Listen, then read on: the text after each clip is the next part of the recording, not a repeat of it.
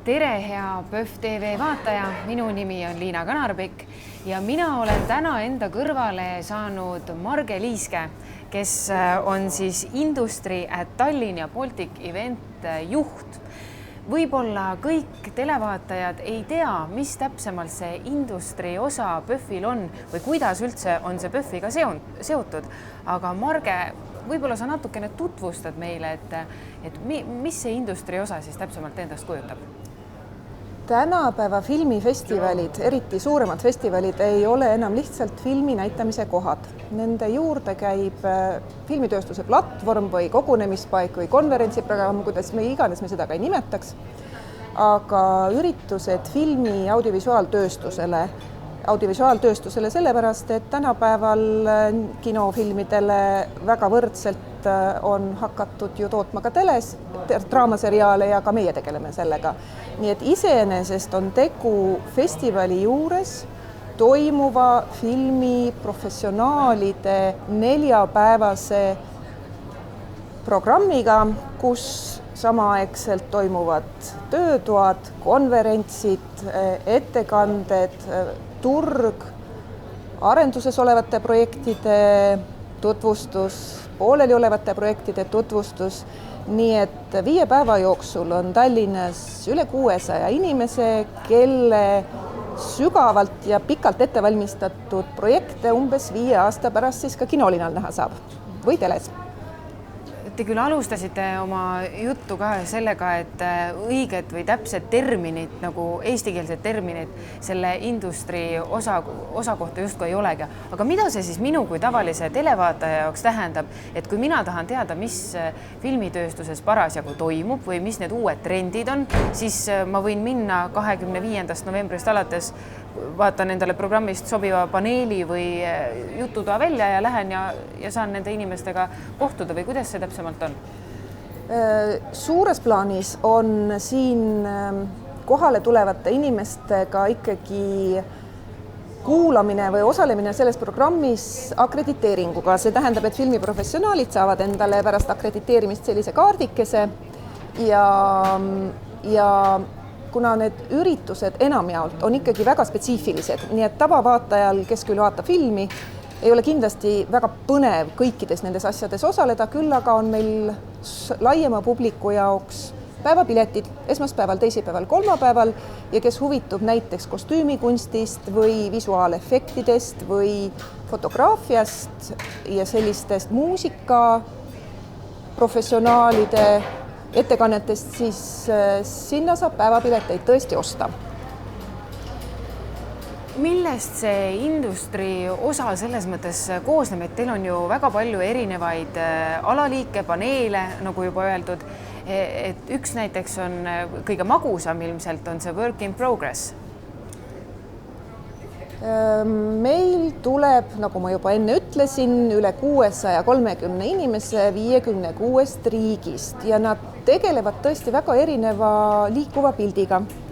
On lühifilme, on draamaseriaale, on kinofilme ja sealhulgas ka hästi palju selliseid inimesi, kelle erialaks on kas näitlemine või nagu ma enne mainisin, kostüümikunstnikud või meigikunstnikud.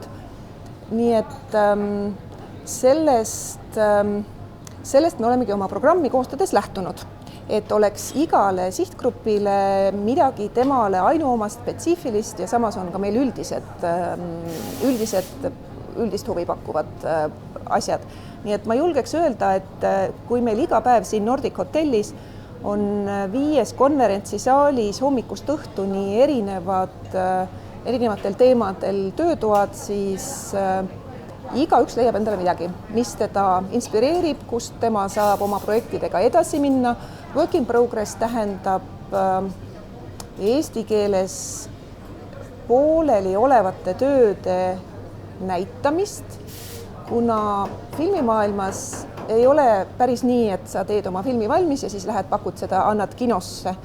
Et produtsendid saavad filmi valmis, siis müüakse see edasi müügiagentidele, kes omakorda igas riigis olevatele levitajatele selle edasi müüvad ja levitajad siis juba jagavad kinodesse või telesse või ka platvormidele, Elisa, Telia, et nendes kohtades saab kõike seda toodangut lõpuks näha ja tõepoolest väga huvitav ongi vaadata, et kus parajasti mida tehakse, millised on need järgmisel aastal linnale jõudvad teosed ja selline esitlus meil tõesti toimub festivalide esindajatele, müügiagentide esindajatele, kes kõik on väga huvitatud sellest, mis siis järgmisel aastal linnale jõuab ja meie neid pooleliolevaid töid pakume. Kas see pooleliolev töö siis tähendab seda, et see film ei ole veel päris täpselt purgis või et minul on ka näiteks võimalus oma panus sinna anda, ükskõik kes ma siis olen, kas kostüümikunstnik, näitleja, võib-olla teen helirežissöör näiteks või mida see pooleliolev töö selles mõttes tähendab? Pooleliolev töö on film, mis ei ole veel jõudnud oma lõpliku kas värvikorrektsioonini, lõpliku montaažini. Helikujundus ei ole võib-olla tehtud, seal järeltootmistöid on natukene teha, nii et sa saad aimu, mis toimub, aga see pilt ei ole veel 100% lukus. Ehk siis need festivalid või müügiagendid, kes otsivad endale, mida siis järgmisel aastal kas programmis näidata või siis enda portfelli osta, need leiavad endale huvitavad teemad ja neil on natukene võimalus selles lõplikus protsessis kaasa rääkida. Mõned asjad on loomulikult juba ka postproduktsiooni ehk järeltootmise läbinud ja seal on ainult see, et kirjuta lepingule alla ja järgmise aasta Berliini või Cannes'i filmifestivalil on võimalik seda filmi näha. Aga hästi paljud tulevad selles etapis, kus on võimalik veel mingi panus anda küll, jah. Aga kuidas siis sellega on, et kas mina kui müügiagent mitte just ei eelistaks juba valmis pakendatud toodangut või just on turul tahetumad need projektid, kus sa saad natukene veel siit-sealt võib-olla midagi kaasa öelda? Valmis pakendatud asjadel võib olla see, et näiteks minu maitse kohaselt mingis mahlas on liiga palju suhkrut või liiga vähe vaniljamaitset või midagi sellist, mingi selline element, mida mina oma turutundjana tean, et mulle läheks nagu see või teine väike nüanss paremini. Ja müügiagendid teavad väga hästi, kes on nende kliendid, millised on nende eelistused, ega ka müügiagendid ei ole niivõrd spetsialiseerunud teatud territooriumile, kuivõrd just sihtrühmale. Kas mul on selleks publikuks lapsed, kas mul on selleks publikuks kooliealised, kas mul on selleks publikuks 45-aastased pereinimesed, et natukene on see maailm ka niimoodi jagunenud ning jah, seal on võimalik selles osas kaasa rääkida. Teisest küljest on nii, et heade asjade pakkumine on alati veidi väiksem kui nõudlus nende järele ja mida varem keegi selles protsessis pardale astub ja ütleb, jah, ma olen sellest asjast huvitatud, ma tahan seda osta, ma maksan sulle ette mingisuguse raha, mida siis on võimalik kasutada selle filmi lõpetamiseks. Sellel on eelisõigus pärast, võib-olla juba hilja sa ei saa seda, see on juba ära ostetud ja sa oled sellest ilma. Ehk siis mina saan aru, et industri pool PÖFFi raames ongi selline, kus tulevad, kui me räägime nüüd work in progress kontseptsioonist, siis tulevad siia inimesed, kes on millegi otsingul ja siis tulevad need inimesed, kes seda pakuvad, siin viiakse need head inimesed kokku ja nad saavad siit juba edasi minna. Nad ei pea olema absoluutselt mitte eestlased. Jaa, et work in progress on ainult üks osa meie sellest industri keskmest, milleks on turg. Ja turg näebki välja niimoodi, et ühelt poolt on stsenaristid ja produtsendid oma pooleli oleva projektiga, mida nad pakuvad ja teisest küljest toome meie neile siia kohale ostjad, kaastootjad, filmifondid, muud rahastajad, järeltootjad, kõik need festivalide inimesed, kes sellest tootest võivad huvitatud olla ja nagu ma enne ütlesin, et ühe filmi valmimine võib võtta ideest aega kuni 5 aastat ja seal on väga erinevaid protsesse ja selle jooksul ongi erinevaid etappe. Kõigepealt on stsenaristil või režissööril või produtsendil idee, mida ta paneb paberile, sellest saab stsenaarium. Stsenaariumiga minnakse edasi sellesse otsingufaasi, kas see idee töötab, kas see vormistus töötab, see on arendusprotsess. Edasi minnakse temaga tootmisse ja siis juba levisse. Et meil on koos ka need inimesed, kes alles kirjutavad oma projekte, kes esitlevad stsenaariume nii telele kui ka filmile, kes võistlevad selle eest, et saaks auhinna, mille abil, rahaline auhind, nad saaksid edasi seda projekti arendada. Siis on meil kaastootmisturg, kus on 18 erinevat projekti, mis siis kohtuvad 2 päeva jooksul kõikide erinevate kaastootjate rahastajatega ja siis tuleb works in progress. Need on nagu meie turu sisemised, ütleme see kese ja selle juures on meil ka väga palju erinevaid üritusi noortele produtsentidele, režissööridele, kostüümikunstnikele. Jah, programm on meil tegelikult päris lai kõikidele. Siia tuleb järgmisel nädalal juba üle 600 inimese 50 rohkem kui 50 erinevast riigist.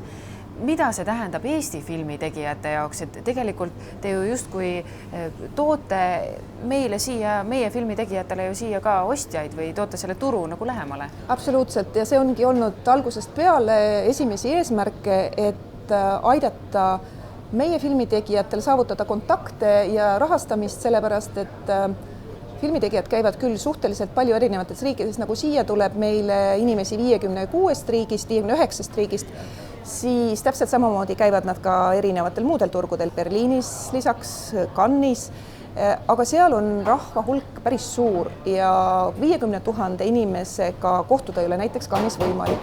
Meie toomegi põhilised meie regiooni ka koostööd tegevad inimesed siia. Eesti projektid saavad tõepoolest on siit aastate jooksul leidnud nii kaastootjaid kui rahastajaid kui festivalilevi ja müügiagente ja võib julgelt öelda, et vähemalt pooled Eesti projektid on siit saanud endale koostööpartnerid või festivalilevi või ütleme, pooled Eesti filmid, mis välja aastas tulevad, on saanud siit mingit tuge.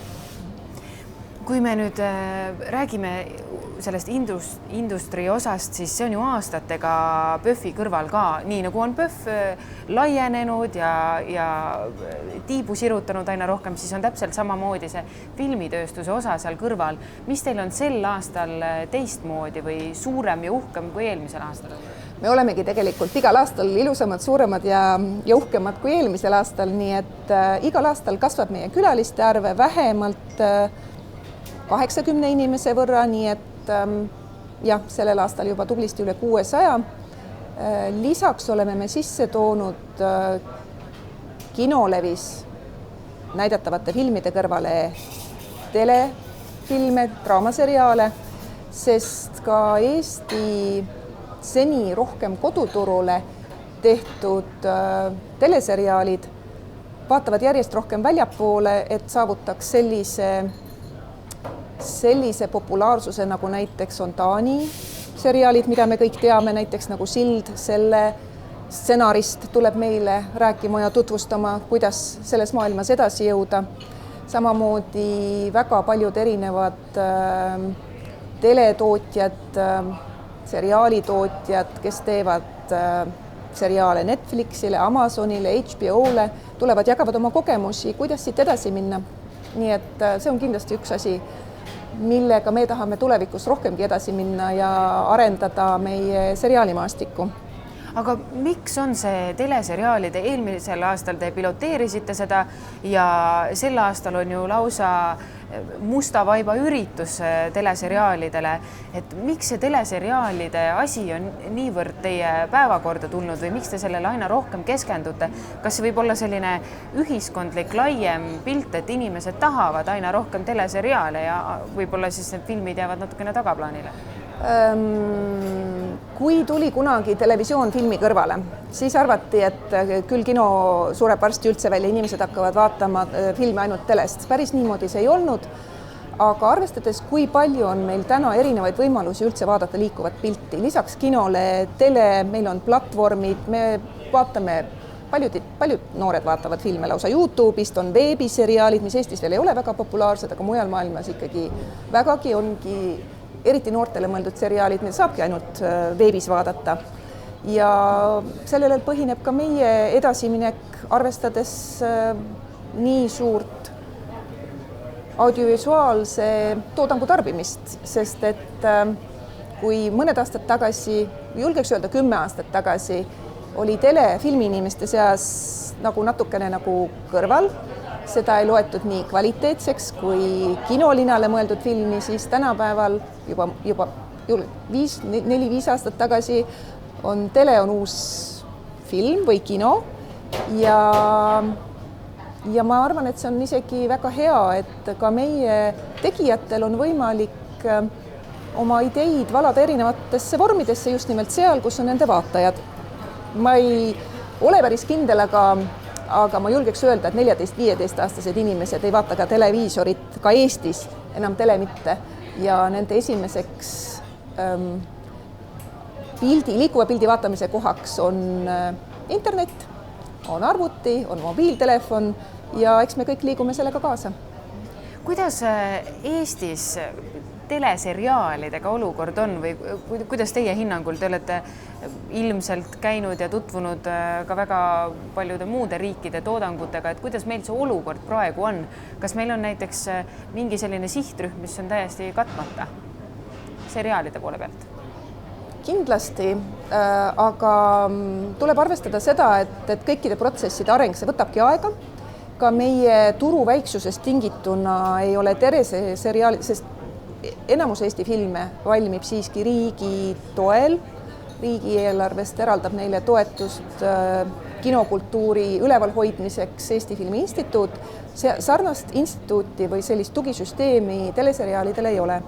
Järelikult see rahastus ja see tootmine toimub selle rahaga, mis on telekanalitel endal sinna sisse panna, aga arvestades meie turu väga-väga olulist väiksust, ei ole seda raha turul nii palju olla, et suuri kvaliteetseid teleseriaale, nagu me näeme, meie filmid ja seriaalid võistlevad ju kogu maailma seriaalidega. Kui mina olen vaataja, ma lähen kinno, ega ma väga ei mõtle selle peale ja ma ei tahagi teada, et see film on tehtud 10 korda väiksema eelarvega või see seriaal on tehtud 10 korda väiksema eelarvega. Mis mind huvitab, on, et see oleks huvitav, et see oleks kvaliteetne ja paratamatult on niimoodi, et see nõuab raha. Ehk siis ma näen Eesti seriaali väga suurt arengupotentsiaali. Ka sellel aastal tuleb nüüd esilinastusele PÖFFil, nagu me rääkisime, Black Carpeti raames uusi Eesti seriaale, Eesti-Soome seriaale. Nii et jälgige PÖFFi TV Beats programmi ja saate sealt kõige uuemat infot ka teleseriaalide kohta ja neid on võimalik vaatama minna kinodesse, osta piletit ja vaadata, mis siis toimub. Nii et ma ei tea, kui te saate natukene seda saladuste loori kergitada, et kas meil on oodata ka meie enda telekanalitesse mõnda kodumaist uut seriaali varsti, mis siit PÖFFil võib-olla läbi käib? Jah, on, et ühe seriaali nimi, ma ei teagi, kas ma tohin, ühesõnaga jälgi ju programmi, ma ei ole päris kindel, et ma saan sellele vastata. Ma juba lootsin, et me saame siit mingit eksklusiivset saladust, aga aitäh, Marge Liiske, teile oli väga meeldiv jutuajamine. Ma soovin teile järgmiseks nädalaks edu ja jõudu ja muidugi väga viljakat pinnast meie filmitegijatele siin filmitööstuse turul või nii nagu alguses jutt jäi, õiget nimetust vist justkui nagu ei olegi. Aitäh teile, PÖFF TV vaatajad ja kohtume juba õige pea.